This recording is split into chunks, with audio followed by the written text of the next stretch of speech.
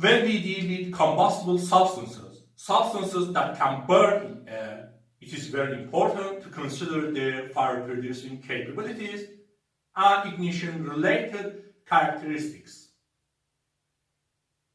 One such important characteristic is flammable limits, which is usually considered and used for gases and vapors in air. Mixtures of flammable or explosive gases or vapors with air are not flammable or explosive at all proportions or concentrations. Sometimes the concentration of a flammable gas or vapor in air is too low to have a flash or explosion. Sometimes it is too high. For a mixture of a substance in air, the concentration limits between which the mixture will be flammable or explosive, or the concentration limits between which the mixture can burn or explode, are referred to as flammable limits or explosive limits, or by other names such as flammability limits, flammability range, explosivity limits, explosion limits, etc. It is very important to consider that for the flammable or explosive limits, we need an external ignition source such as a flame or a spark to initiate the flash or explosion of the mixture, where after the initial ignition, the produced flame can propagate all over the mixture and the resultant self-sustaining combustion can vary in degree of violence. Flammable or explosive limits can be indicated by the lower and upper flammable or explosive limits. The lower flammable or explosive limit, LFL or LEL, is the minimum concentration, and the upper flammable or explosive limit, UFL or UEL, is the maximum concentration, at which we can have self-sustaining combustion of the mixture. In other words, below the lower flammable limit, the mixture is too lean to burn, while above the upper flammable limit, the mixture is too rich. At concentrations between the lower and upper flammable or explosive limits, the mixture has a proper proportion of fuel and air to be ignited.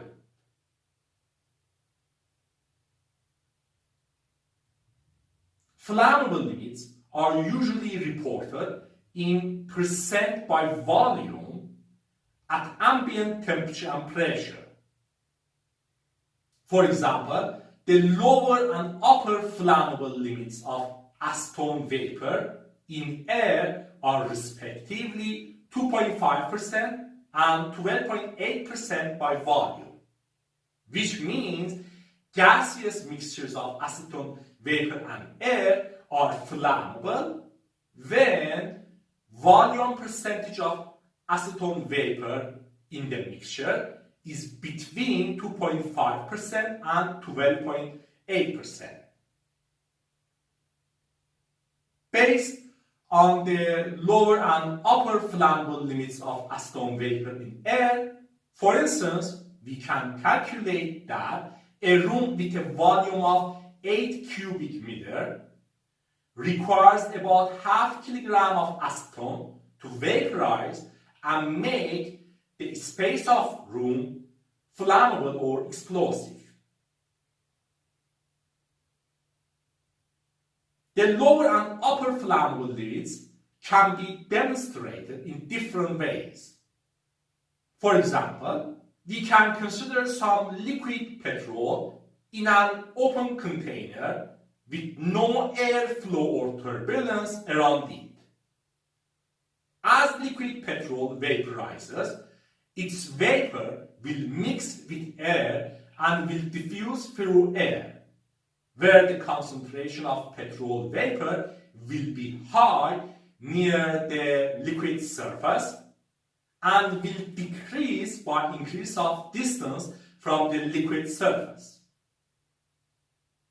A sparker can be used to test possibility of ignition of the mixture of air and vapor, and at suitable conditions it can be observed that very close to the liquid surface the mixture is too rich or above the upper flammable limit to be ignited, and far from it the mixture is too lean or below the lower flammable limit to be ignited.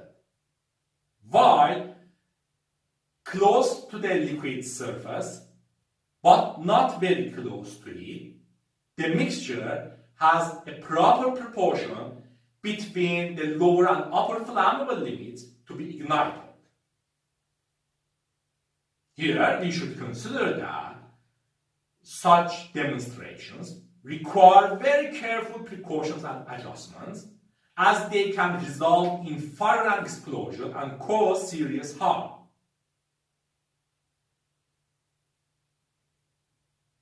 When we deal with combustible gases or vapors in air, the lower and upper flammable limits could be important to take into account. When we want to prevent unwanted or uncontrolled combustion or explosion of buildups of combustible gases in air by an unaccounted external ignition source, we should keep the concentration of combustible gas or vapor in air outside its flammable limits, either below its lower flammable limit or above its upper flammable limit.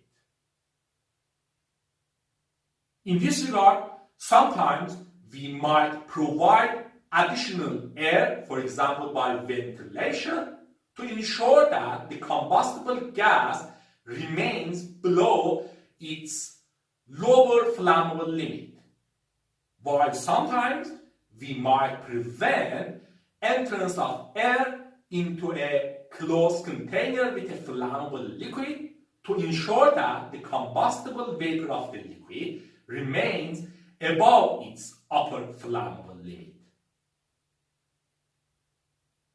On the other hand, there are cases in which we want to have combustion or explosion of mixtures of gases and vapors in air. For example, to eliminate them, to produce heat, to run an engine, etc. For which we should have the mixture between flammable limits, where for many of such cases an optimal proportion somewhere between the lower and upper flammable limits exists.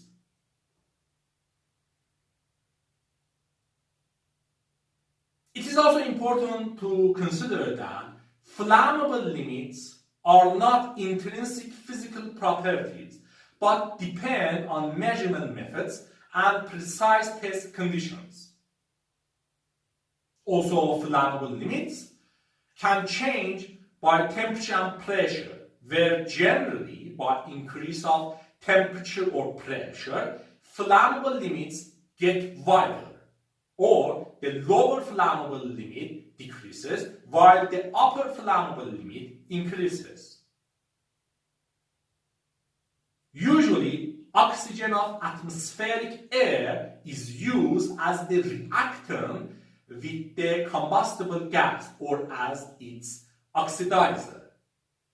But other possibilities as oxidizer also exist, such as air with lower or higher amounts of oxygen, or other gases such as fluorine gas, where generally by increase of strength or concentration of the oxidizer, flammable limits extend or range get larger. For example, oxygen-enriched atmospheres enhance combustion and widen flammable limits, while mixtures of air with inert gases such as carbon dioxide or nitrogen gases weaken combustion and narrow flammable limits. It is also useful to consider that flammable limits and flash point are measured differently. For example, gaseous sample for flammable limits versus liquid sample for flash point. Usually 25 degrees Celsius for flammable limits versus flash point temperature for flash point, etc. Therefore, the lower flammable limit and the vapor concentration at flash point are not necessarily equal, as the lower flammable limit can change by temperature.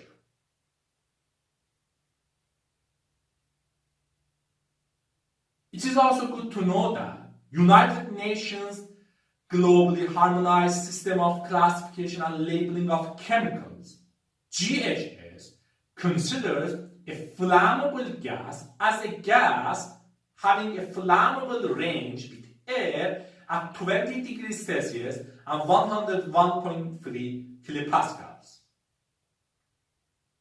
In comparison, GHS considers a flammable liquid as a liquid having a flash point not more than 93 degrees Celsius, and a flammable solid as a solid which is readily combustible or may cause or contribute to fire through friction. Anyway, here we can see what flammable limits are, how they are important in dealing with combustible and flammable substances, and what flammable limits some common combustible substances around us have. This is interesting, isn't it?